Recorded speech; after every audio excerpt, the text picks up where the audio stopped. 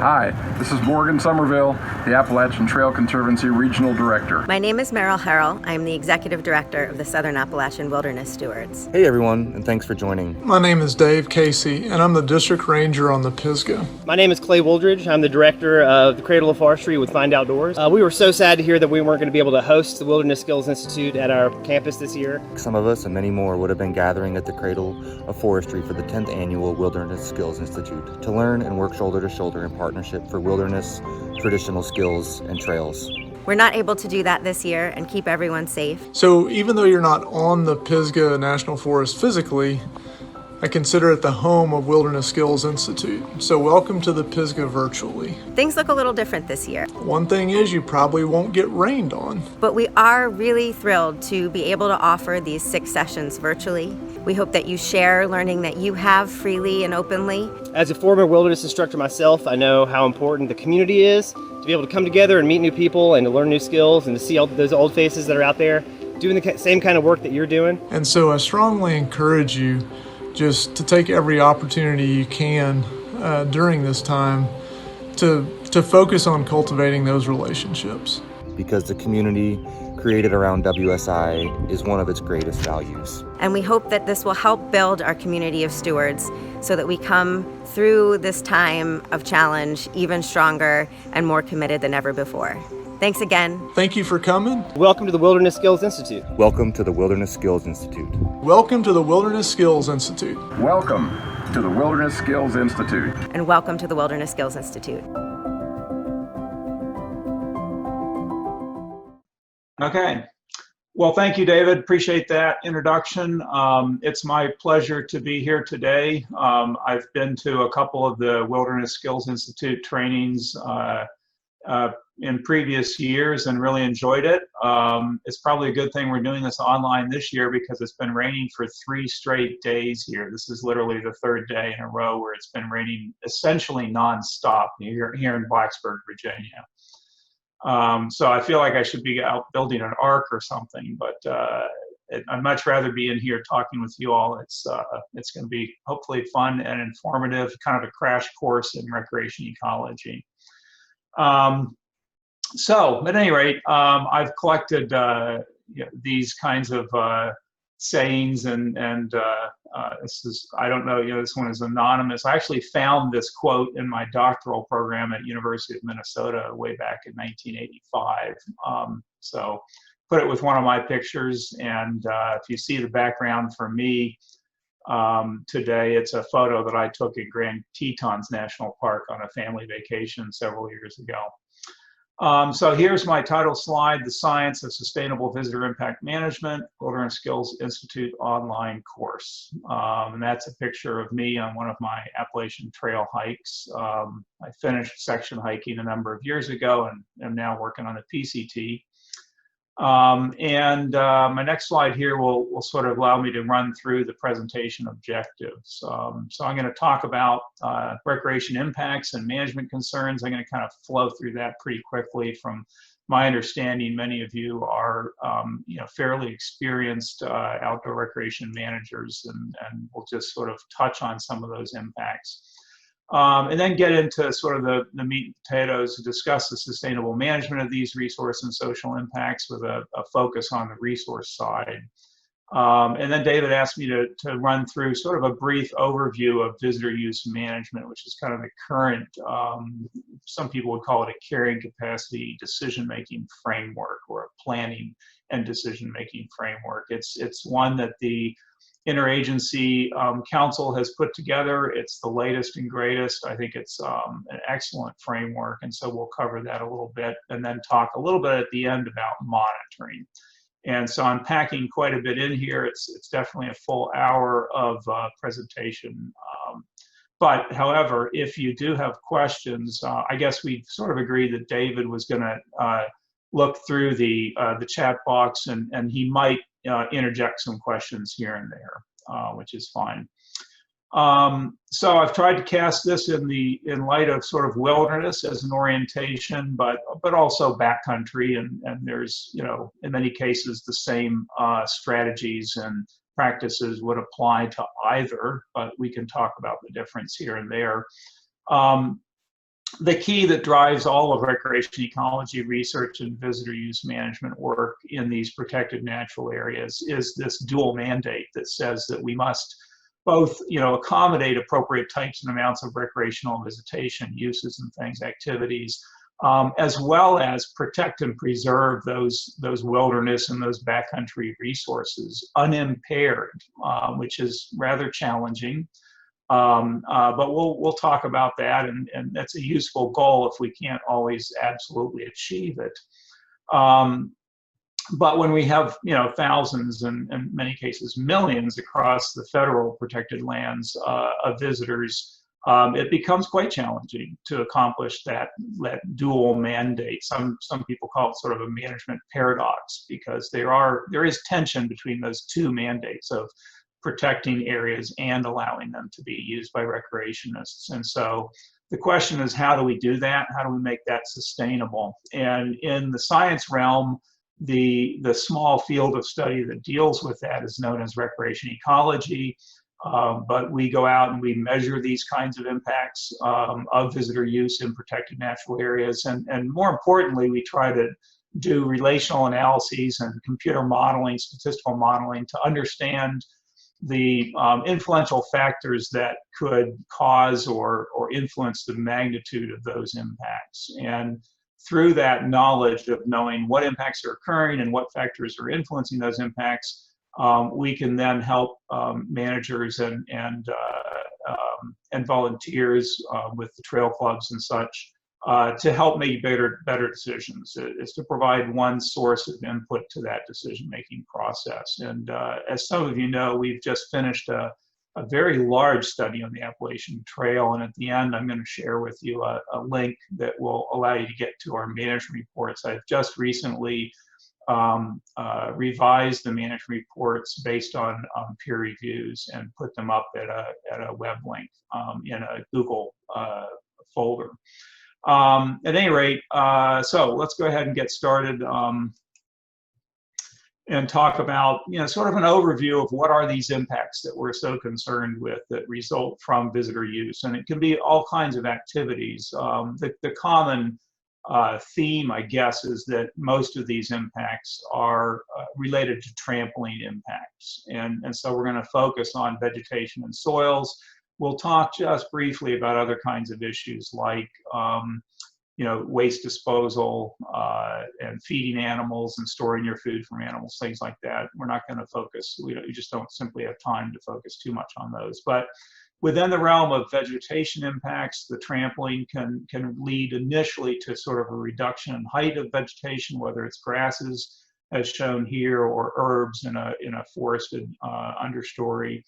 And after you trample that stuff down, in some cases you eliminate certain species that may be more sensitive to trampling, and other species tend to expand. And in particular, grasses are very resistant and resilient. We'll see that in a slide a little bit later. And so you often end up replacing herbs with grasses on recreation sites and along the edges of trails. So there's a compositional change that occurs, and with more trampling, even the grasses will get trampled out, and you'll end up with bare soil. And so that's sort of the transition of what happens there. And here's that slide on the resistance and resilience of different kinds of vegetation. These are experimental trampling studies that we conduct. I've only done, I guess, just one in my lifetime, but my colleague David Cole did quite a few. And here's a set of trampling lane photos from a forested setting that I did in Delaware Water Gap. The Appalachian Trail goes right through that park. It's up in the Poconos in Pennsylvania. And as you can see, 0 passes, it looks pretty pristine. 250 passes essentially flattened everything. 1,000 passes flattened and removed everything. And then if you come back a month later, of the 20 or so plants that I identified within all those various quadrats, only 2 or 3 of them were able to come back and be sort of resilient to the ability to, to sort of recover and bounce back. Literally just 50 yards away from those plots in a more open forest, kind of sunny area, both of these are pretty close to Delaware River. down in the sort of riparian zone. We had a set of lanes set up in a grassy vegetation that you see here. And very, very different results. Again, the pristine with 0 passes, but 250, you can't see any soil. Even at 1,000 passes, you can't see any soil. It's just simply, depressed the vegetation and flattened it. And a month later, the photo looks very similar to that pre or the control photo that received no passes of trampling at all. And so you see a pretty marked difference here in the resistance of grasses to handle the trampling, as well as the resilience, the ability to recover from trampling. And it has a lot to do with the fact that grasses co-evolved over millennia in areas with herbivores, like buffalo, for example, in this country. So loss of trees and regeneration is another impact that's pretty common on particularly campsites. This is one of my personal pet peeves is, we don't really need axes and saws when we're camping. I think the Leave No Trace community would prefer that we simply disassociate camping from axes and saws in nearly all instances. Just leave those tools at home. Soil impacts is another sort of grouping of impacts. Once you do lose the vegetation cover, you begin to have that trampling affect the organic litter. It pulverizes it, eliminates it. Ultimately, you lose that organic soil and litter and expose the underlying mineral soil, is what it's normally called. And then that allows that mineral soil to become compacted. It can become eroded. And it can become muddy, after rains like we're experiencing right now. And so soil loss, quite frankly, is the most profound and long-term effect of trampling kinds of impacts. And you can see that here in some of our trail impact pictures where we're losing soil and muddiness, loss of plants, things like that can be turned around fairly quickly in a matter of a year or 2 or 3, certainly 4 or 5 in most places. But the loss of soil is much more permanent. And so when you start talking about impairment, soil loss really qualifies for impairment. Here's a picture. We did a study at Haleakala National Park in Maui, Hawaii, and this is called the Sliding Sands Trail, interestingly enough. And the erosion you're seeing here is a result of hundreds of horse riders going down this trail into the crater at Haleakala, week after week, year after year, and pretty outrageous level of soil loss. But one of the things we do in recreation ecology is we try to measure and quantify these impacts. And in this case, we're using the cross-sectional area measure of soil loss. It involves taking these vertical measures and calculating the sort of cross-sectional area soil loss. And we'll be using that here in a few minutes and some analyses to understand what is affecting the level of soil loss. So this leads to the first section, which is sort of best management practices for trails based on kind of our sustainability research in the last, decade or so. And I've got 3 topics here. The first is alignment. And so it's, assess the trail design, sort of the alignment of the trail to the slope of the land, as well as the prevailing landform slope or grade. And so we'll get into that in just a minute. Construction is the second category of actions, and that's reconstruct originally construct, but also reconstruct sections of severely degraded trail that cannot be relocated, and consider applying rock and gravel, which is just making the tread more durable. And then finally, maintenance, installing and periodically maintaining an adequate density of tread drainage features, essentially, and so we'll cover that as well. So I wanted to begin with sort of looking again at that most profound or permanent type of soil impact, which is the loss of soil. And so we look at measuring this with this cross-sectional area technique, and then we go in and do various kinds of modeling using multiple regression in this case. And we've done this in lots of different studies, one here at Hoosier National Forest, one at Big South Fork, which included, both of those included horse trails as well as hiker and mountain biking trails. And then Acadia National Park, which is entirely hiking trails at that park. And in all of these studies, we found essentially the same three indicators coming up at the top as being the most influential of affecting soil loss. And trail grade is fairly well known and well understood. The steeper the trail, the more it's going to erode. This trail slope alignment angle is a measure of how is the trail aligned across the sort of the landform grade. And so is this trail going straight up the fall line? If you dumped a bucket of water on the land, it would run straight down the fall line. And so it'd be perpendicular to a contour line, basically, right? Or is the trail aligned with the contour line, or where in between? And that's like 0 to 90 degrees from the contour line up to the fall line. So what is the alignment of the trail?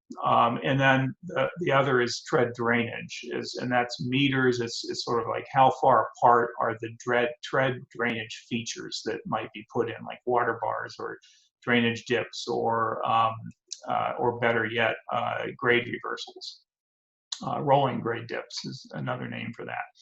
And so I'm not going to waste too much time on talking about trail grade, because that's fairly self-explanatory. But this trail slope alignment angle is something that we've uncovered in our research studies that's not really, quite frankly, well emphasized in most of the trail construction and maintenance books that are out there. There's quite a few. I've got at least a dozen in my office, various authors, and they certainly have big sections and headers on trail grade, but you often see them sort of mentioned somewhere, hidden in some paragraph, that, oh, by the way, don't align your trail with the fall line, which you can see in the upper left here. And the reason is that, once you get water inside an incised tread that's going straight up the fall line, both sides of the trail are essentially elevationally above the tread itself. And so water that does find its way into that tread can only go one place, and that's straight down the tread, which is a really bad thing. And so when you combine that with steep grades on the trail, it's sort of a double whammy. And the research is showing that to be a very important factor in addition to trail grade. And you can see the other picture here is a beautiful trail that's side hill, nice sustainably designed side hill trail. That picture was taken in Great Smoky Mountains National Park, and the winter light snow helps to make it very clear that water coming down that slope would fall across the trail and keep going. So back to this trail slope alignment angle, we've created some graphics. We published this particular graphic, which basically shows that anything within, say, 0 to 22 degrees of the fall line is really bad. It's low in terms of sustainability, and to be avoided. And certainly anything above 45 degrees is not so bad. There's always one side of the trail that's much lower than the other side, which means you can do something. You ought to be able to do something to drain that tread. The 23 to 45, a talented trail maintainer can usually get the water off of that as well. And so essentially it's just a matter of staying away from that fall line. And this graphic just very quickly shows you, on the left axis is soil loss as measured by this cross-sectional area soil loss. And the important thing to look at this graph is that 0 to 22 degree line, which is the top line here. You can see that everything on that line, whether it's a 0 to 6 degree trail slope or grade, 7 to 15, or a 16 to 50 degree or percent trail grade, that regardless of how steep the trail itself is, that fall line alignment is really bad. It erodes horrendously, and it's to be avoided. And so this figure is trying to show you, when you take both into account simultaneously, this trail slope alignment angle is a really important factor. above and beyond just, looking at the grade of the trail. And so we've taken that, and we've got one article out where we take those two factors and we turn it into a sustainability rating system. And that's what this is. And I don't want to belabor this too much, but if you look at the bottom here where it says good, and that corresponds to these 3 cells. So of all of these cells in the matrix, these 3 cells we think are sort of the ideal cells. And what does that mean? Well, it's in a trail grade of 3 to 10%, which is pretty ideal, right? And then it's in a trail slope alignment angle of 23% up to a contour line trail, which would be 90% or 90 degrees. Sorry, I'm messing up here. And so that's sort of the sweet spot of this whole matrix. Why did we sort of say, well, neutral, this first line? Well, any trail that's in really flat terrain can easily widen, right? And can become muddy. Right, and so that is sort of, I called it neutral from the perspective of soil loss, which is what this is mostly about, but from the perspective of the other 2 kinds of impacts, widening and muddiness, it's to be avoided. And then sort of on the poor category would be a fall line at 3 to 10%, grade, or any of these others in these 3 columns, these 3 cells. So now we're getting into steeper grades, which makes this kind of bad, but it's still pretty good for the slope alignment angle. And so that's why it's not really bad. And then what's really bad would be, a fall line trail that's 11 to 20% or anything over 20%, irregardless of the slope alignment angle. So that's kind of how our system was put together, again, emphasizing the sweet spot right here. I've got a whole journal paper. If you're interested, you can read that and look at it. But what you can do then is you can essentially, if you have LiDAR data, which is really good topography data, in a GIS system, Geographic Information Computer Modeling System, you can actually then do these kinds of analyses if you have a very accurate trail layer, like a trail system or network that was GPSed with a Trimble, a very accurate GPS unit. And you can do this kind of analysis in the computer and then portray the results here. That, like, the red systems are these really steep trails that are close to the fall line, right?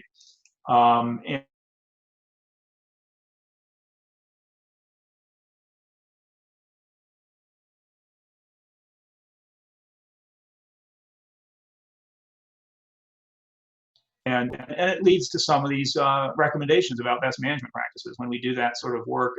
And one of the topics here is when you're constructing trails, emphasize side hill designs. All of our research shows that side hill designs are way better than anything approaching the fall line. With outsloped treads, the problem with outsloped treads is, even if you make them as steep as 5%, they don't last that long. You can make one that way, and if you don't compact the soil real good, within 1 year, there's going to be a cupping of the tread, which is going to, run the trail water down the trail unless you've got tread drainage features. And so I don't put a lot of stock into outsloping as being the end all of trail design. It rarely maintains itself that way unless you're out there reconstructing the tread over time. These rolling grade dips, and I'll come to that in a few minutes, are really, quite frankly, the most important in addition to side hill trail designs, I would say. Armoring the tread with rock, and that's sort of the third element of sustainability, is how much rock is there in the tread substrate. We've done various analyses looking at trail soil texture, like percent sand, silt, and clay. And most of those haven't been all that important in our analyses. The one thing that is how much rock, either gravel or larger rock, are in the tread. And whether it's naturally occurring or it's been placed there really doesn't matter. But the amount of rock is kind of an important thing, particularly when you get heavy use or when you get heavy horse use or motorized use, for that matter, which we're not really talking about here. But Here's a couple of pretty good sustainable trail photos that show, the one on the left has a fair amount of rock in the soil substrate, which makes it even better than. You see in the one on the right here that this tread is cupped a little bit, even though it's a beautiful side hill trail.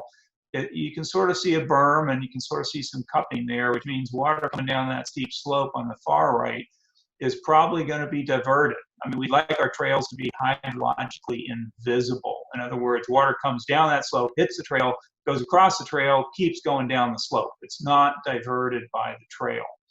But side hill trails can erode, and they can erode very badly if you don't have tread drainage features on them, and if you don't maintain those tread drainage features over time, periodically. And so let's get into maintenance a little bit and talk about, well, really construction when you're making the trail, but it can be a maintenance function as well to, remake the trail so that it has these grade reversals, which is the term I like to use. Other people call them rolling grade dips, but it's you're taking the entire grade of the trail and changing direction, so to speak. And so water coming down this trail is going to hit this rolling grade dip, this grade reversal, and it's going to go off the trail. There's no maintenance necessary here. It's not a drainage dip or a water bar, whether it's armored with wood or rock or anything else. Those things need to be cleaned constantly or they fill up over time. This does not, which makes it more sustainable. In other words, you put one of these in and you don't have to worry about it the rest of your lifetime. And so that makes it a much more sustainable action. The problem is that it's rather difficult to put these in after the trail's been constructed.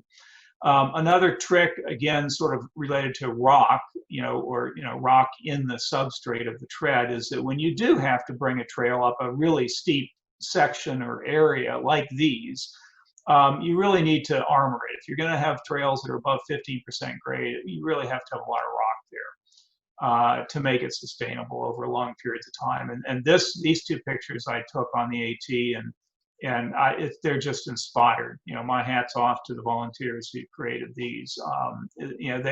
They're effective.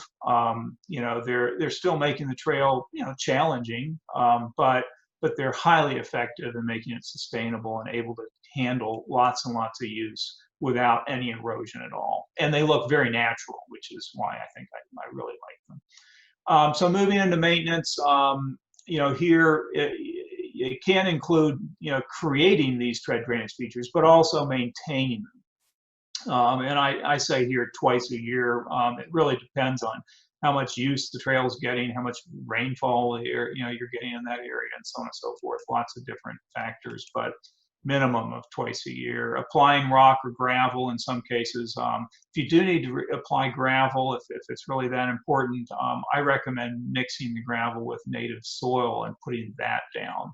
It's much more natural, and it's as effective as, in fact, in some ways, it's more effective than just applying gravel. I have a gravel driveway, and when it rains like this, that gravel becomes very dynamic. It can shift around. I could go out and dig it up with a shovel. But boy, you try to deal with that gravel in July when it's been dry for a month, it's like rock. But when you mix the gravel with soil, it pretty much makes it pretty static all the time. It seems like a better option. Match intensity of maintenance to the severity of the trail degradation. If you've got really heavy use, or you got a trail that's borderline unsustainable in terms of its design and location and alignment, then maintenance can help, but ultimately, relocation is probably your better ticket. I mean, if you find yourself revisiting the same section of trail year after year after year, and it's like a money pit, a maintenance nightmare, you really need to bite the bullet and think about relocating that trail and, bugging whoever it is that needs to be bugged until they let you relocate the trail. Here's some maintenance features that appear to be effective, but in fact aren't well designed. Ideally, the feature that you put in, whether it's rock or wood water bars, ought to be kind of at a 45-degree angle to the tread itself. And the reason is that the water is rushing down the trail carrying some sediment load. And it hits this feature, and if it hits it sort of at a right angle and it stops the water, it immediately drops its sediment load right there on your trail and fills up that drainage ditch very quickly. And so you have to go out and dig that thing out every month, potentially, or after every few rainstorms. But if you make them at a 45-degree angle, or maybe even more than that, the water hits these things and keeps running fairly quickly right off the trail. And then it drops its sediment load down there in the leaves and vegetation below the trail, which means that it's a little more self-cleaning. We don't have any research that documents that. We tried to do that study and we failed.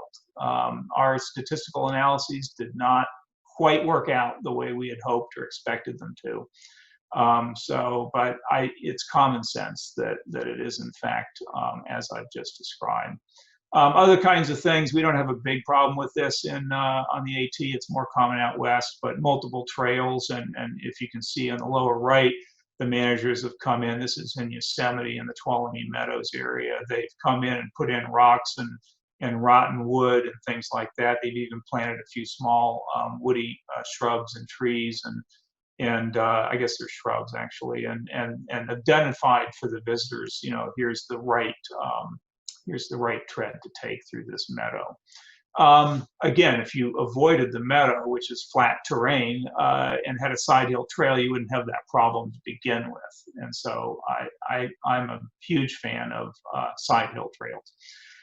Campsite sustainability is our second sort of meat and potatoes topic here today. And this is a bit involved, but I think, again, most of you, from what I understand, have some background and you'll be able to follow this. I'm, again, going to go kind of fast, but a sustainable campsite can accommodate the intended type and amount of use over time without unacceptable levels of expansion, degradation, or maintenance. I mean, that's kind of our goal, is a sustainable campsite. And generally, it's pretty well recognized that a primary resource protection, you know, objective is to minimize the aerial measures of impact, like what's the size of the campsite, and what's the size of all the campsites along one segment of the Appalachian Trail, for example. And so aggregate aerial measures are what we're really, you know, that's our core objective, is to minimize the aggregate, you know, like sum all of the campsites that are out there and all of their sizes for some piece of the AT, some segment. And your goal is to minimize that number over time. And at any rate, what we've found is that when you allow visitors to have ultimate freedom to choose their own campsite, you're going to have problems in accomplishing your management objective of minimizing visitor impacts with camping.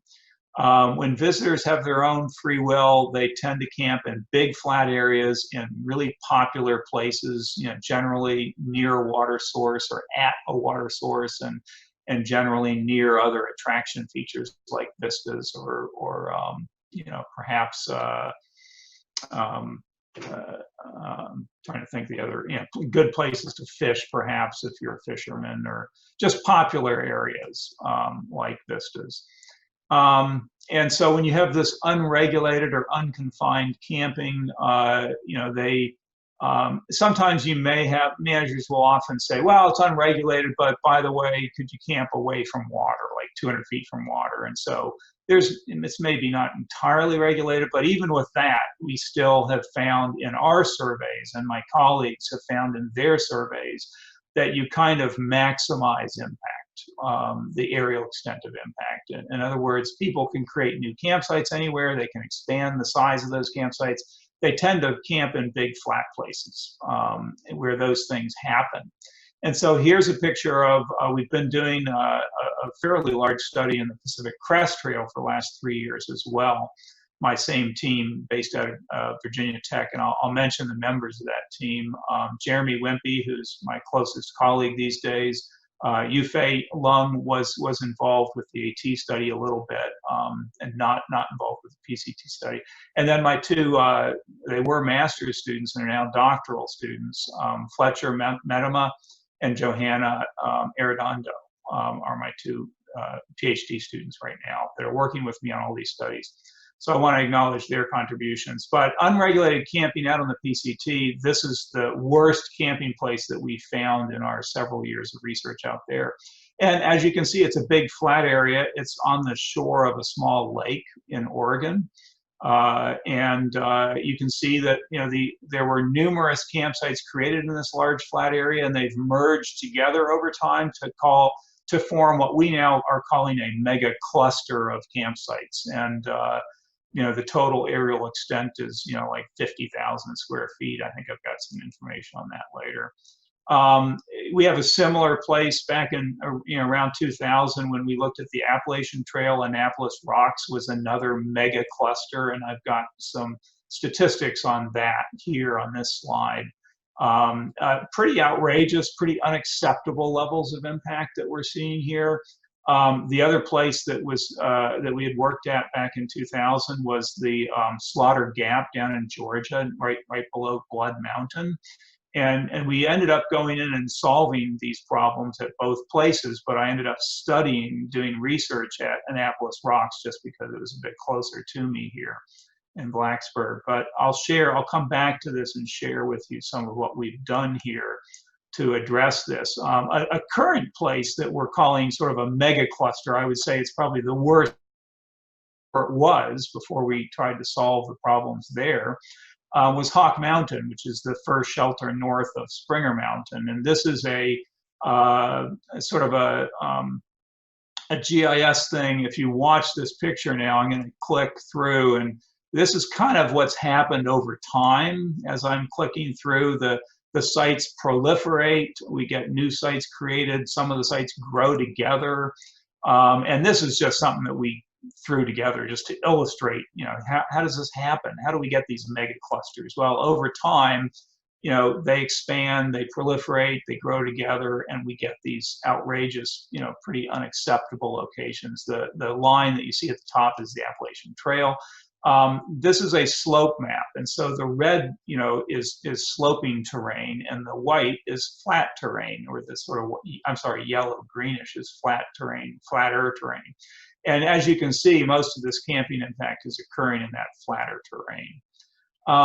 Another finding from our big study that was kind of surprising to me was that, when we looked at all of, it's a 10% sample of the entire Appalachian Trail, 28% of all these campsites that we assessed were larger than 1,000 square feet, which I sort of feel is kind of like the borderline between acceptable and unacceptable. And so we call these mega sites. Anything over 1,000 square feet is a mega site. And if you get a whole bunch of those sites together, we call them a mega cluster. That's our new nomenclature, which you'll start seeing in some of our papers and reports.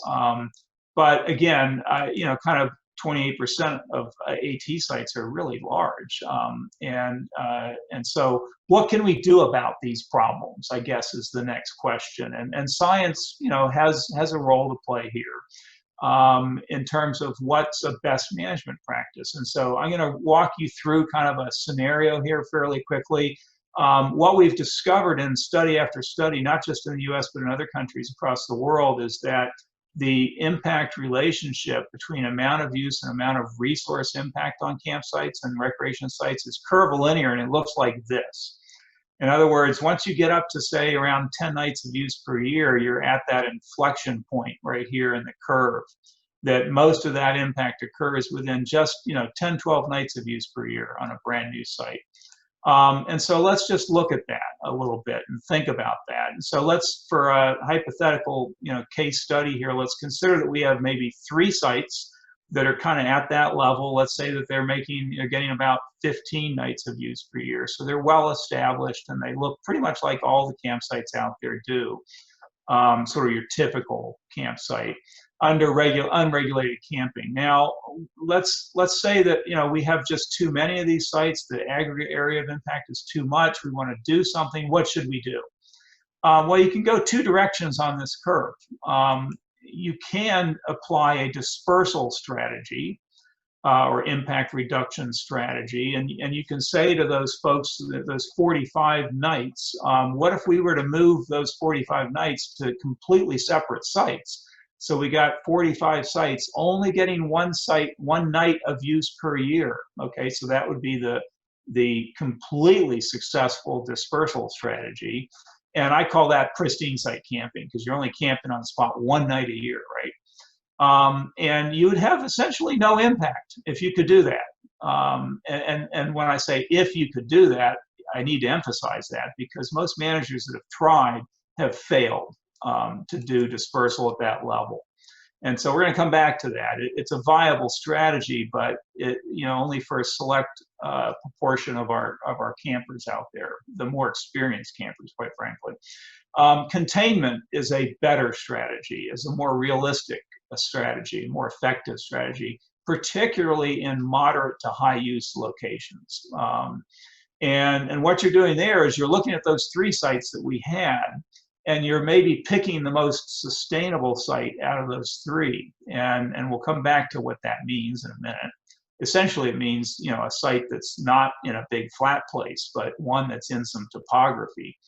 And you pick that one site and you shift the use to it, you close the other 2, and you now have one site getting 45 nights of use per year. So now if you look at this from an aggregate perspective, we had 3 times an A level of impact over here, right? This is sort of a generic impact measure over on this left axis.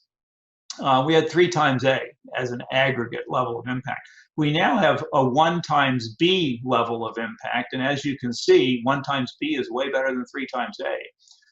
Even better than that would be, 45 times essentially 0, 1 night of use.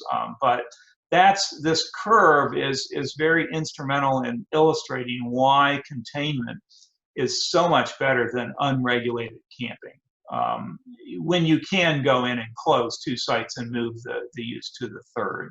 But in every study that we've ever done, when we go out there, we find way more sites than are necessary. Like, for example, in Shenandoah National Park, many of you have heard of, what's the name of it? At Weekly Hollow at the base of, and now it's, I'm not thinking of the name, but at any rate, it's a high mountain peak that everyone wants to climb there.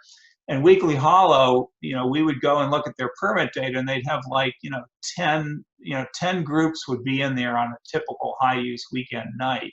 And yet when we did our survey there, we found 100 campsites in Weekly Hollow. And so they had literally 10 times more sites than they needed. And that's not uncommon. That's quite common. In fact, along the Appalachian Trail is that you often, the site occupancy rate is nowhere near 100% for a segment of trail. It's usually closer to 15 or 20% on a high use weekend. In other words, there's still lots of sites out there that aren't being used.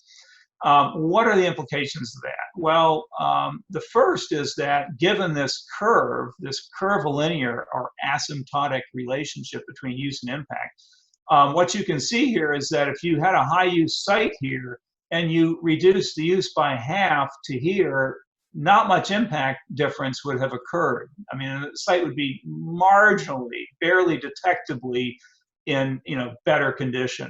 You could reduce the use again by half and maybe see a little bit of improvement in that site. But you're not going to have a lot of improvement in that site until you get down below 15 nights of use per year, and really down around 5 nights of use per year. And so use reduction is not going to help you much as a strategy to reduce these impacts. There are other things other than use reduction that's going to help you out. Now, use reduction will help you out with the bubble of use, and that is really important, because the bubble of use says how many sites do I need at one place at one time, okay? In other words, if you go into Hawk Mountain and you find 100 people camping there at the height of the thru-hiker bubble, then you need a lot of campsites. You need a lot of space for those people. And so use reduction will solve that problem. It won't solve problems on any individual site, though. And so it's you got to think about that for a while to make sense of that. Okay, so what is, if you can't rely entirely on use reduction, then what can you rely on? And that's this list right here. This is the heart of, sort of sustainable camping management. And it begins with this, camping, dispersal, or containment. Which of those 2 are you going to apply? And so we're going to start and emphasize those. We'll spend a little bit of time talking about some of these other ones, but quite frankly, I had to not enough time to cover those all in detail. So a lot of that stuff is not going to be covered today. But very quickly, as you can imagine, the dispersal versus containment strategies are kind of the core strategies here. And so, dispersal can work. Here's a couple of the girls from my venture crew. It's a group of youth that are high school youth that I've been running a venture crew for the last, I think we're in year 16 now. My daughter started it with all her friends. And we're along the Appalachian Trail in Mount Rogers here. And as you can see, they found a tiny little piece of bedrock here to put their stove on and cook their dinner on. And you can imagine that, if they camped here just one night and you came back a day later and looked, you wouldn't really see anything, no impact, no permanent impact here. And this is my hammock, on one of my nights camping on my AT section hikes. And the hammock is actually set up over an area that's nothing but leaf litter. The leaves that you see are like a shrub in between. But underneath my hammock, there's essentially, zero naturally occurring ground vegetation because it's fairly dense forest with shade. And so this dispersal strategy, and I call it pristine site camping, is you're trying to disperse people out to one, maybe two. If you're on really resistant surfaces, it could be perhaps more. Like if you're camping on bedrock, you could camp there 12 nights a year, and not have any impact. But in most cases, certainly if you're in a forest on top of herbs, you're talking one night. If you're in a grassy meadow, you could maybe get away with a few nights. If you're on bedrock, or a gravel bar, along a river, you can get away with like a lot more. But it's pristine site camping. That's the strategy. And about 11%, according to the latest survey that was done last year, 11% of the thru hikers are now using hammocks, and I think it's a lower number for the weekend, backpackers and such. But it is growing, and from my perspective, I think it's probably a good thing. We tried to evaluate hammock camping impacts when we did the southern third of the Appalachian Trail that summer in our campsite surveys, and we were unable to really detect any significant impact to trees and things like that associated with hammock camping. We gave it our best shot, but I've been doing this for about 20 years with this particular hammock. It's a Hennessy hammock, and I see virtually no impact whatsoever. I try to set it up over the place with no ground cover. I look around for that, and you got to use wide straps. And the research that we've done suggests a strap that's 1 inch or wider is fine. And I could share more information with you on that if you're interested. Otherwise, if you're using tents, here's an example.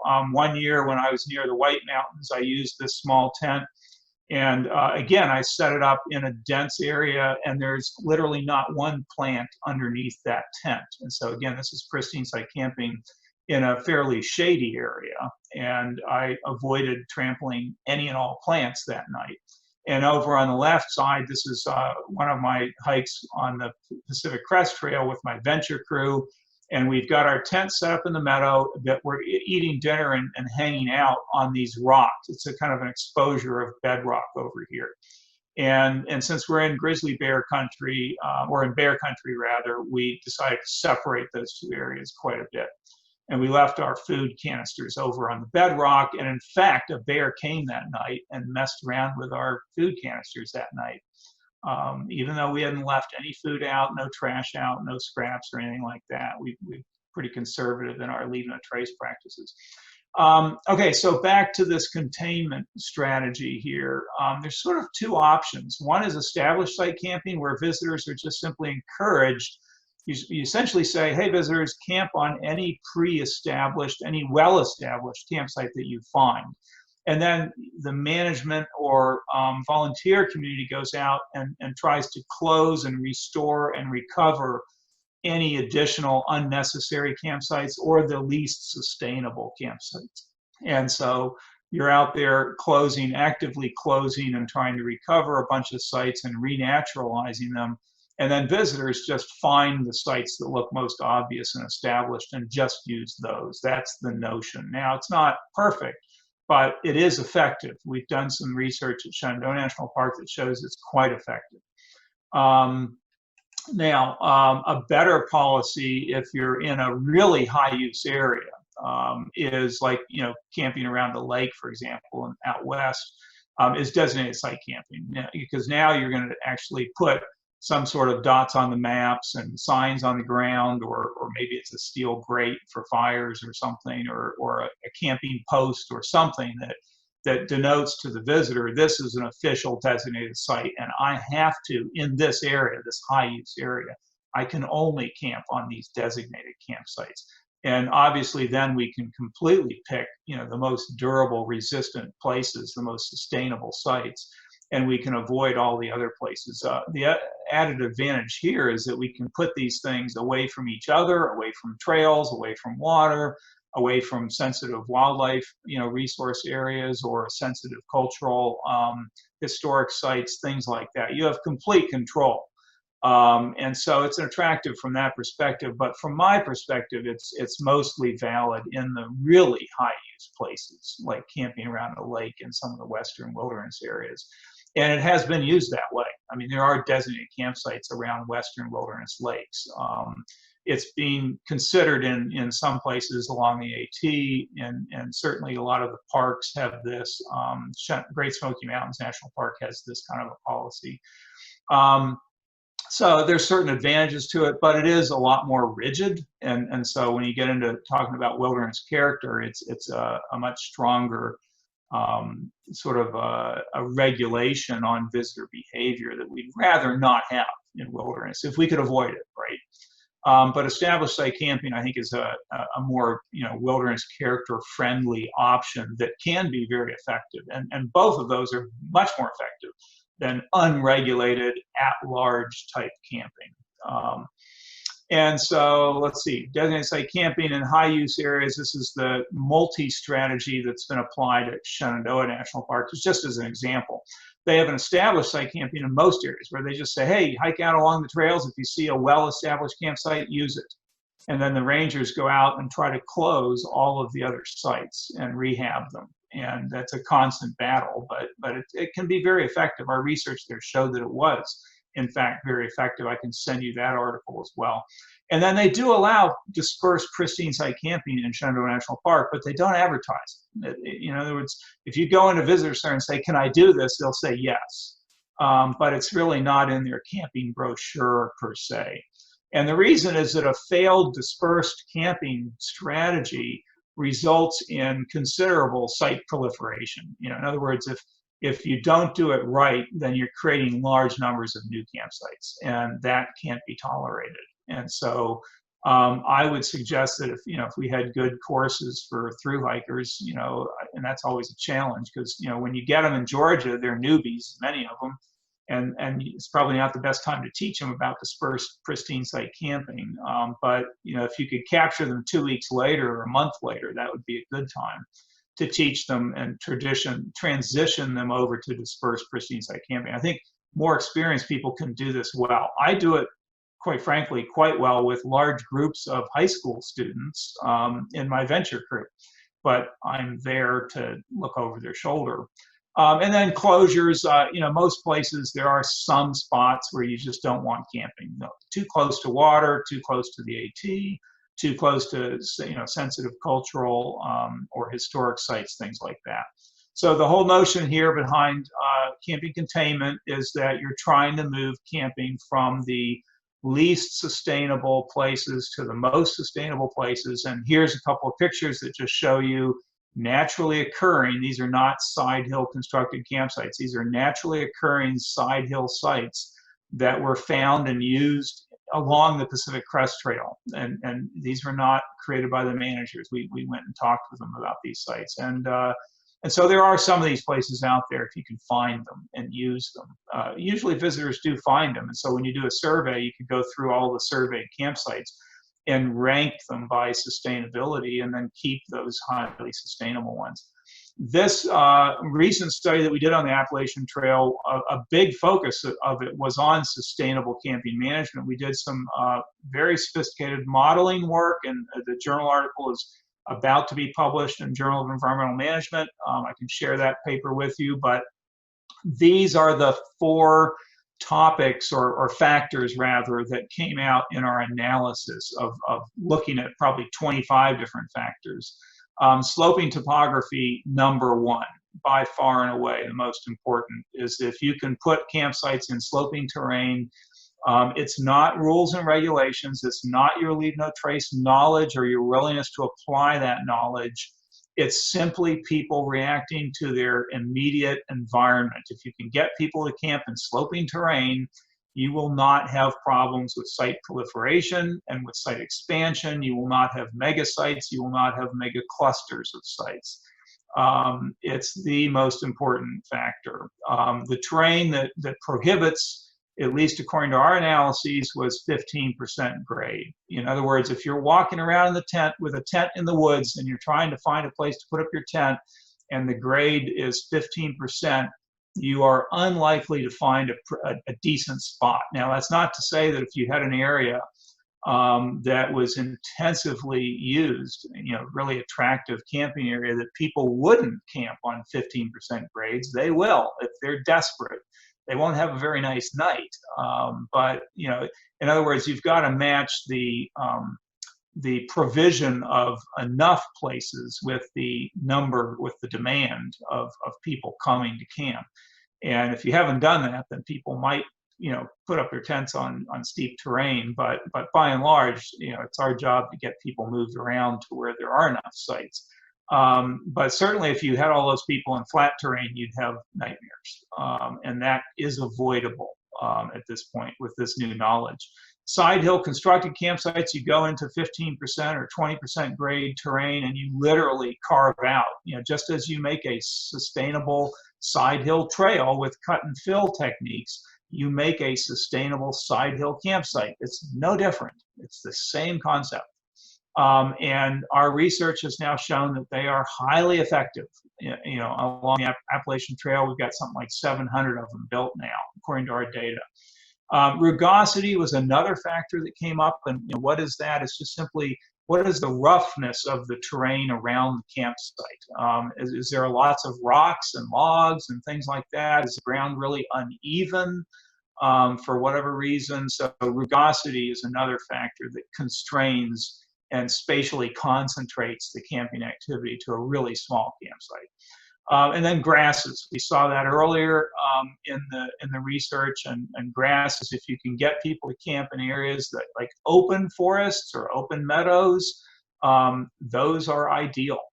They can handle literally 10x the use that a forested herbaceous vegetation ground cover can handle. And still look great. Now, there is a tipping point. I mean, in the middle of a football field, sometimes after multiple games in a short time period, you could have bare spots forming, in a football field. But by and large, the grasses are very resistant to trampling and very resilient. They recover from trampling. So how do we do this? Well, our current research is really focused on how do we identify the sustainable sites. And we've been, again, using GIS work for that purpose, the slope map on the lower right. Okay, so our current research, this is being done on the Pacific Crest Trail work, is we're trying to evaluate methodologies for picking these sustainable campsites. And so we're using slope maps like here on the lower right. These spots that are sort of darker green with black around them, we identified through our GIS surveys as being optimal campsites, and the white sites here are the existing campsites that a Forest Service survey had previously identified in the area. So these are like a survey that was 8 years earlier. And so what we did is we went out and looked at the existing campsites. A couple of them were in pretty good places, like this one, for example. In fact, this one we think was probably co-aligned with that one, but the really good ones had not been found and used. And when we went out and looked at those, 2 of them had in fact been found and used since this last survey had been conducted. And others were completely pristine, but appeared to be excellent sustainable campsites that could be developed and used. So this is essentially naturally occurring side hill campsites, like this picture in the lower left that was taken on the Inyo National Forest along the Pacific Crest Trail at Thousand Island Lakes. But you can also go into sloping terrain, again, terrain that's generally 15 to 20% grade, and create these campsites. And so these are side hill campsites. They're no different from a side hill trail. You use cut and fill work to create these. It's best if you can shore up the soil with rocks as opposed to logs, which will rot at some point. But it makes it visually obvious to put rocks around the whole thing. You don't have to, but it certainly makes it more visually obvious. And visitors, 10 out of 10 camp and put up their tent in the exact same places. And so these sites tend to stay really small over time. And approximately 725 of these have been created along the Appalachian Trail since around 2000 when we started marketing this concept. And our research is indicating that they're highly successful. We're going to be putting out a new journal article on our Annapolis Rocks location here, where we went back just, I think it was last summer or 2 summers ago, and did last summer, did our final measurements of these sites that were created way back in 2001 or 2, I think. It's been very successful. Here's the sort of site map for Annapolis Rocks, and the original area was this big flat place, and it was right at the top of some beautiful cliffs. And so it was an attraction place both for climbers and people wanting to see vistas and sunsets and things. And we moved all the camping from these existing campsites, which are shown in red, and the larger mega sites are shown in light green.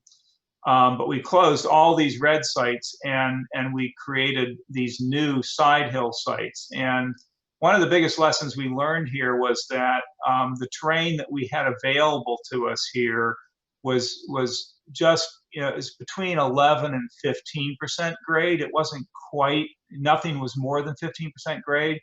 And our results seem to indicate now that it wasn't quite steep enough. We have had some expansion on some of these sites, particularly 10 years after they were created, not in the first few years, but 10 years later. And maybe it was created when they had through hiker bubbles coming through. I don't know, or big high use weekends and things. But there is some expansion here, but it's nothing like you had back here. But here in 2012, this data showed still only 3,400 total square feet of camping impact compared to 43,000 square feet in the beginning associated with all these red sites.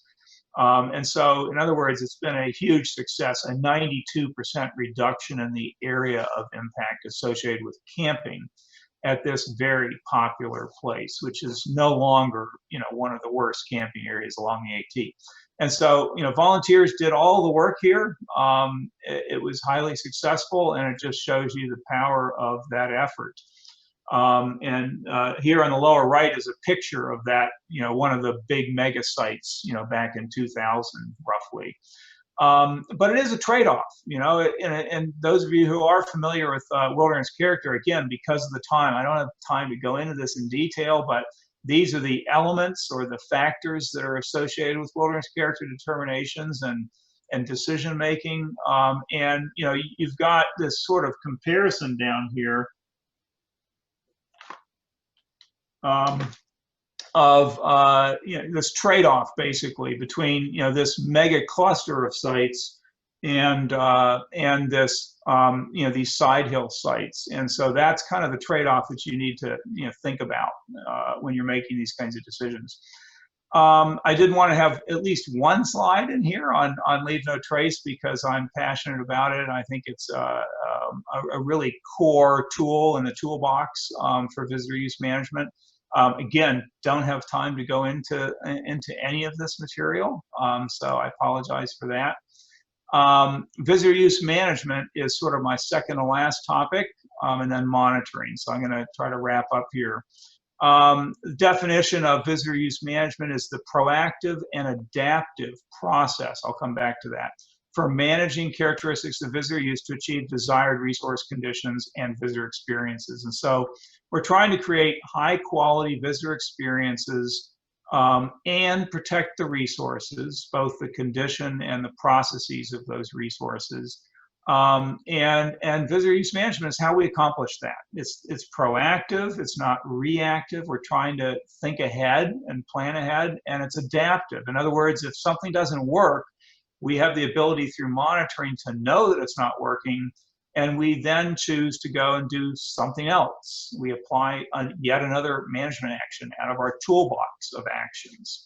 And so it's an ongoing management process. And they have a graphic here that I'm not crazy about, but essentially it says that there's 4 parts to visitor use management. I'm going to go through the 17 elements of the process, but very, very briefly. Dang it.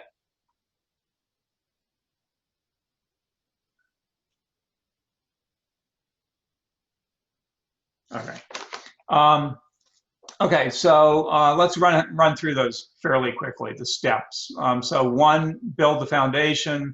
The first is, what's your purpose? What's your goal? And so you go to the agency mandates and laws and management policies and things like that, and you say, what's our purpose here, which I just described, I think.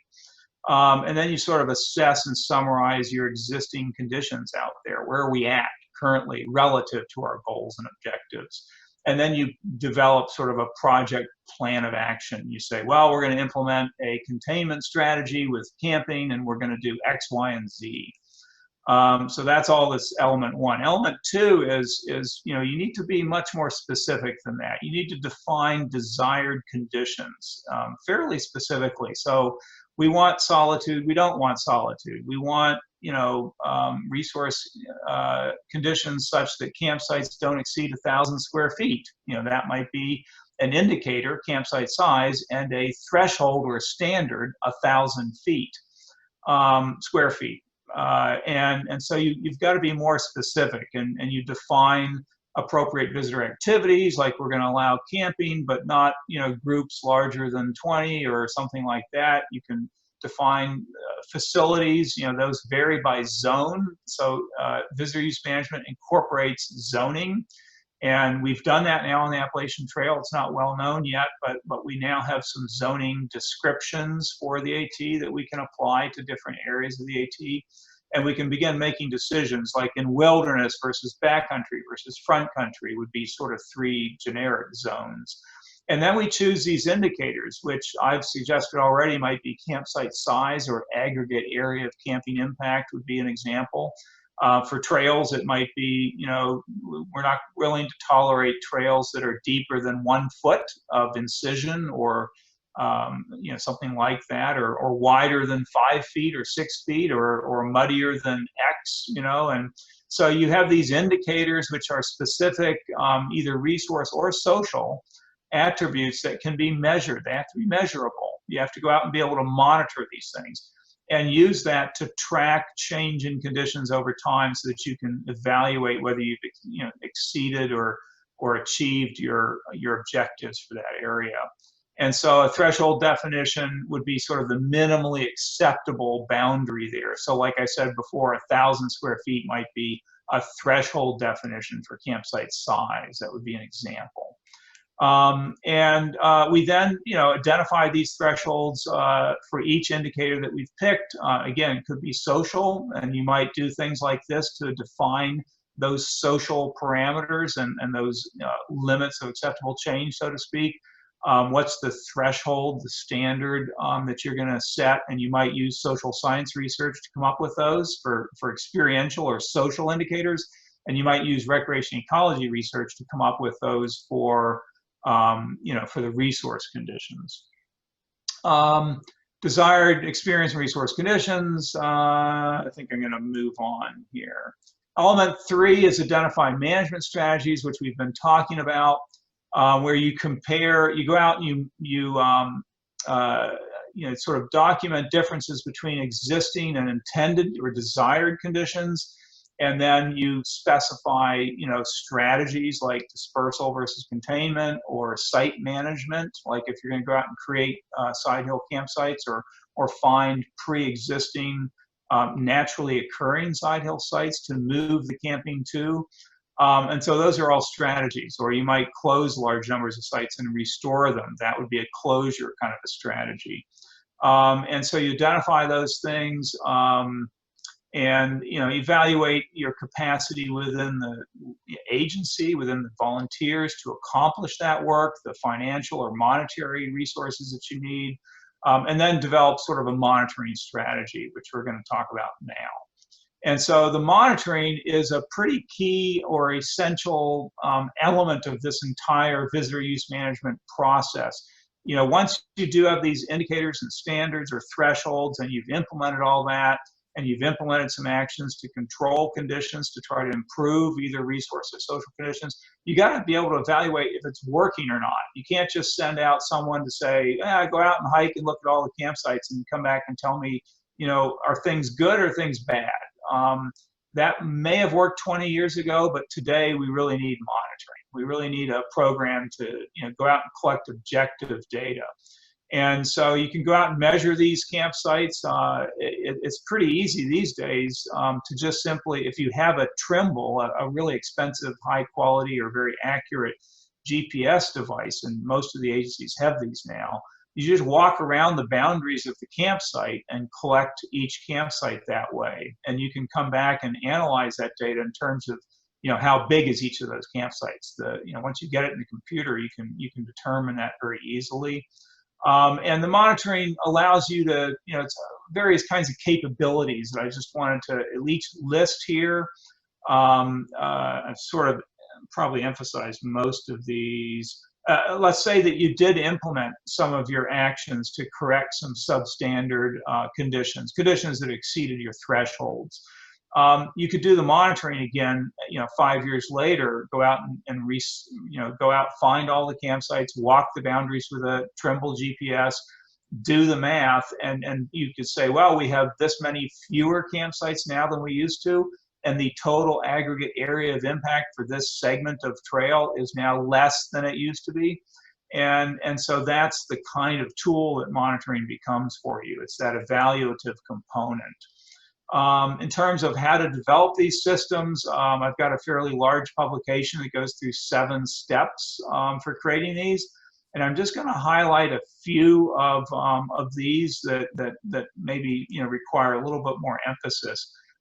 There's different approaches for doing the monitoring.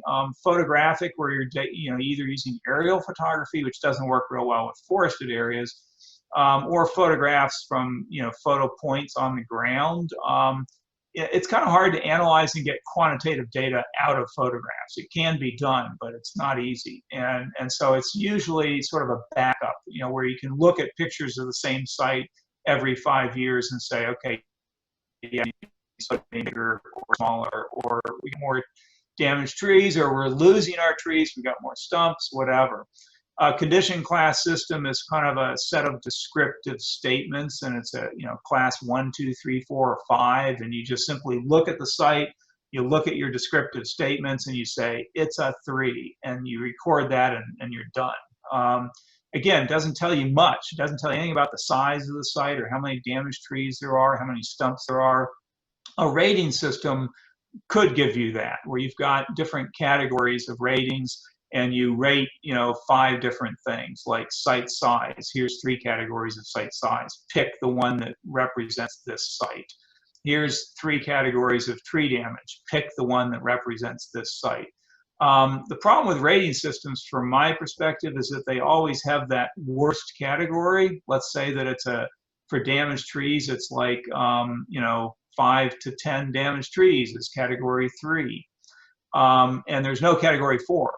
And so if you came back and it's still category 3, that's still bad. But in fact, you could have gone from, it was 5 to 10 damaged trees, and let's say it was 8. Well, now it's 50, and it's still going to be, sort of in that 3rd category, because there is no 4th, right? You got a limited number of categories. Actually, that top category would be like 5 or above, 5 or more damaged trees. And so there is no upper end to that category. And that's my problem, is that a lot of change can happen and you never know about it. There's different methods of measuring size, as I mentioned. Again, I don't have time to go through this, but quite frankly, these days, we're just using the Trimble and we're walking the site boundaries. And it works quite well on medium to large sites. We've had some problems with the accuracy of this in measuring really small sites. But yeah, if it's a few square meters off, who cares? If it's a tiny site, it's a tiny site, and you know that with this method. Tree damage, here's examples of sort of this rating system. But in fact, what we do is we simply just count how many trees are within campsite boundaries in each of these 3 rating classes. And so it's more of a numeric measure. It's numbers of trees by class. And we record the actual number. Staffing, some of the lessons learned, I guess, from our work in the past is that you're going to get higher quality data if you have a small number of people, like just a few, doing monitoring full-time, rather than having a very large number of people doing monitoring as a collateral duty, a part-time duty. That's just sort of a take-home from years of doing this type of work. I was talking about monitoring and the value and benefits of monitoring, how to do it well. In other words, you want to be measuring real changes in real conditions. You don't want to be measuring measurement error. And so quality assurance is a pretty important attribute when you're doing monitoring. But here's some photos of Annapolis Rocks. This was one of the campsites. It wasn't one of the most beat out areas. It was sort of an intermediate campsite, just part of an intermediate campsite back in 2004. And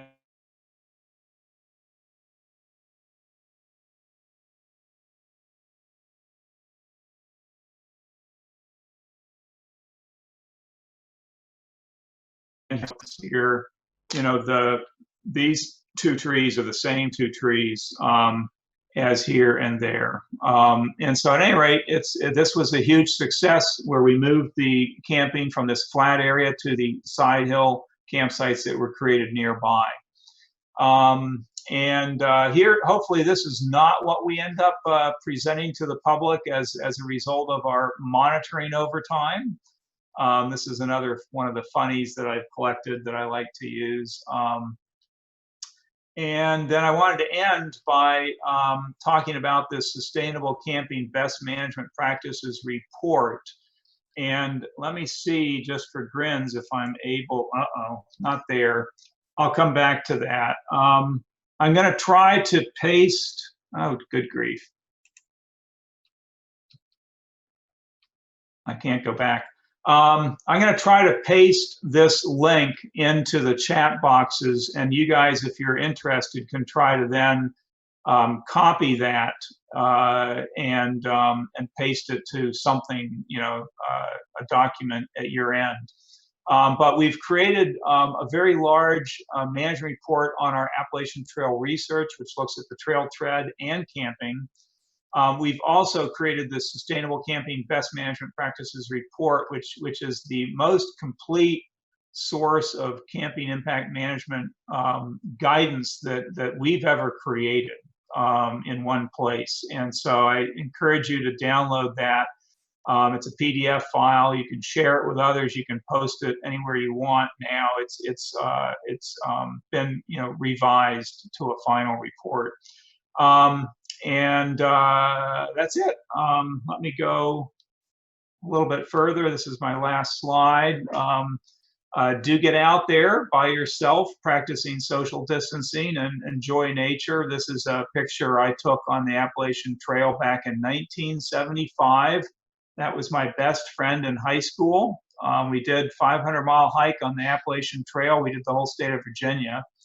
And I literally took that picture from my sleeping bag. We were sleeping on some cliffs and had just finished probably an 18-mile day or something. At any rate, that's it. I'm going to end now and see if I can't figure out how to copy that link into the chat box before we go too much further. And then we're going to entertain questions. Great. Thanks so much, Jeff, for that. Really appreciate it.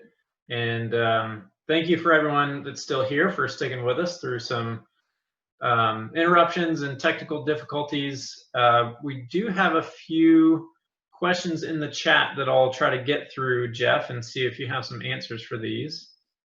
Okay. The first one is from Plinio a little earlier on, and his question was, has anyone had success in banning cutting tools for campers or forest visitors? Oh, that's near and dear to my heart. Yeah, this is one of my pet peeves, and it has been for a very long time, particularly relative to the Boy Scout community. I've been working with the Boy Scouts for 20 years now, and our goal is to get the Boy Scouts to completely disassociate woods tools, which I define as axes, saws, hatchets, from camping. In other words, if you're camping, you really don't need those tools. You ought to pick up dead and down wood you can break by hand that you can easily burn to ash. And I've been advocating on my soapbox for years that managers and protected areas, consider banning. Start my audio. Is that working now? I just got a message here.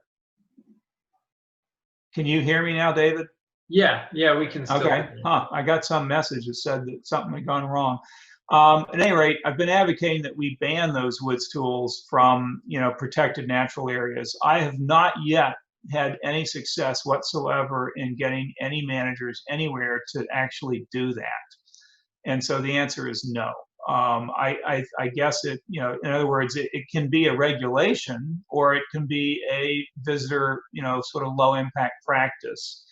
And I, strongly advocate that we, work in both, the, sort of leave no trace community, the educational practice community, and if we could, the regulatory side, to get rid of these things.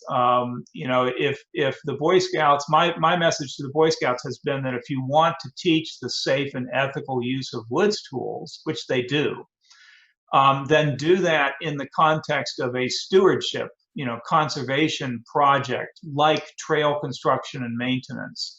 Do not do that in the context of camping. And I would say that we've been reasonably successful, not fully successful, but reasonably successful in the Boy Scout community. We've changed a lot of their courses, a lot of their books, the handbook, the field book have been changed. Some of the merit badge booklets and things have been changed. We've actually been reasonably successful, but not fully successful in that. So another question? Let's see, we did have a couple other just comments here. One was from Morgan when we were talking about water bars, water diversions, that 60 degrees is more effective than 45. Oh, good. Okay, perfect. Another comment that from Marion Orlowski, that hikes in the Wind River Range made me believe that some of the multi-trail problems resulted from travel during light snow cover when the designated trail was not easy to see, but impact was still happening. Yeah, I would notch it up to predominantly two things, really. The first is that the trail is in flat terrain, which doesn't prohibit you from from using another tread whatsoever. Predominantly in my experience, it's been that the main tread is deeply incised, and if you're hiking when it's either raining or after a rain and conditions are muddy, the main tread is say, well, it's full of water or it's full of mud and I'm not going to use it, and so you move over. I think that's the biggest cause. Another cause is horses that are traveling that they travel two abreast. Maybe it's a stock a party coming through, and they've got a whole string of horses that are not carrying riders, but they're carrying packs, and they'll often use a different trail than the one that the rider is using. And so that's a common thing. And then, to some extent, it could be people hiking 2 and 3 abreast so that they can socialize and talk. Quite frankly, I think that's the least reason why And quite frankly, I'm not sure I'd ever considered that it could be like wintertime use per se. I think the ground is somewhat protected in the wintertime, but that's a possibility. But those are my 2 cents on the problem. Fortunately, it's not a problem on the AT in most every place. It's just not an Eastern problem. Yeah. Next question we have, are there LNT images available for trailhead bulletin boards, specifically suggesting best ways to hammock camp? Oh gosh, I've not ever seen any bulletin board on hammock camping practices. There is some information, and if you email me, my email is JMarion, Marion, the letter J, Marion at VT, Virginia Tech, vt.edu. So jmarion at vt.edu. I think it's on the title slide of my presentation, but at any rate, email me and I can send you some stuff. The best single, most comprehensive piece on hammock camping, low impact hammock camping, is the one that I wrote for the Appalachian Trail Ways magazine. Came out maybe a couple of years ago, maybe 3 years ago. But I can easily send you that one. You could probably just search Google with my name and hammock and low impact practices, and you might find it just with a search like that. But I can send you that. And then the Leave No Trace program has created some small. I have a file on my computer. I don't think it was like it may have been just a pamphlet or something that they put together, and I have that as well. I think I can find that. That sounds great. Let's see. Let's get one more question and then we'll wrap up.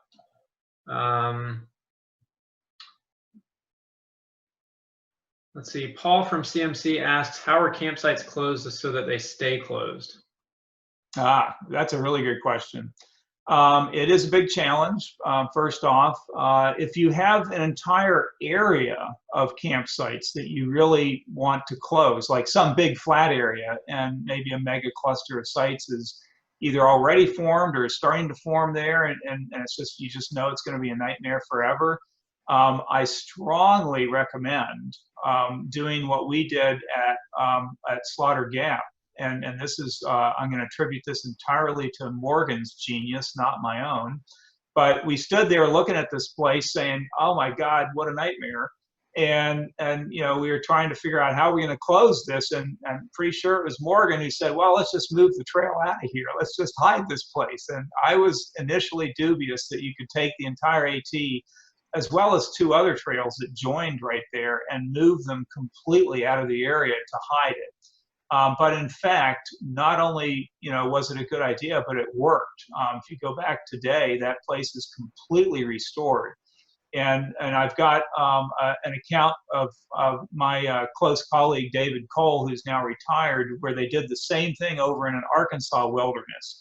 They had a riparian area where they had nightmarish conditions of camping, and they simply moved the entire trail, the designated trail, up the mountain, up the side slope, a quarter mile away, let's say, and completely hid all of those old campsites. And as popular as they were, they're all completely restored today. And so that's the most effective method, is to move the entire trail. If you just have 1 or 2 sites, if they're in flat terrain, it's pretty hard. You can't go in an iceberg rocks in flat terrain and expect that practice to work, where you're burying a large pointy rock, 3/4 of it or 90% is buried in the ground, deeply, hopefully, and just the point sticks up to sort of ruin that spot. Like no one's putting a tent there because this pointy rock is sticking out of the ground, and it's buried deeply enough that no one's going to go digging it up. And so that can work, but generally only in small areas. And so in a larger area, it's much more dicey. You can go in and drag some logs. You can fell a tree, an old dead tree, or maybe even a live tree. I don't know, but you can fell a tree or move a tree. If you've got a trail crew, you can move a pretty good sized semi-rotten log onto a campsite, or maybe several, and close it that way. Rotten logs are better. I mean, if you fell on lots of small branched dead trees, you're just creating firewood for someone. But big things, large rocks, rotten trees, things like that. If you can move those onto the site, that's the most permanent method. The lesser method is you just spend 2 people 5 minutes and you throw debris onto the site, organic litter, small twigs and branches and things like that. Try to make it look really natural. And in many cases that will work. You have to do it maybe a few times, but you can often be successful with that. And then if it keeps getting reused and reused and reused, then you got to start thinking about a sign. Even if you're in wilderness, you can generally justify the temporary placement of a site closure sign if these other practices have not been successful. And again, that's adaptive management. And so you place a sign, and maybe it's only has to be up for a year or two, and then go from there.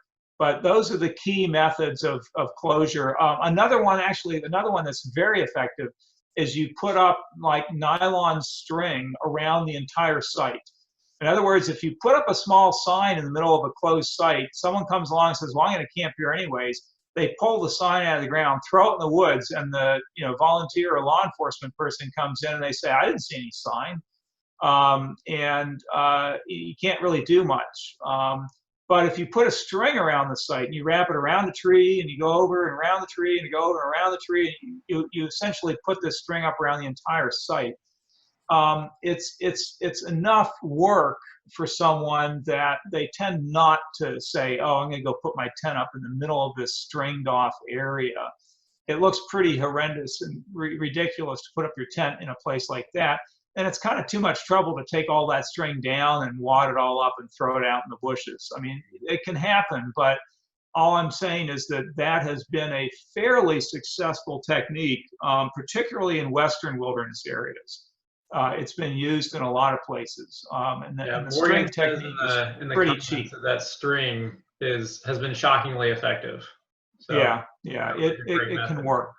Yeah, those are all the techniques that I'm aware of. And I'm pretty sure all of those are described in this Best Management Practices publication that I have mentioned. And I have copied the link to it into the group chat. And so if you can, those of you who are still on the line, looks like there's still 35 people here, go copy that from the chat box to something on your computer or even into the internet, and go there right now and find the Best Management Practice document and download it. If all goes to fail, just email me and I'll send it to you.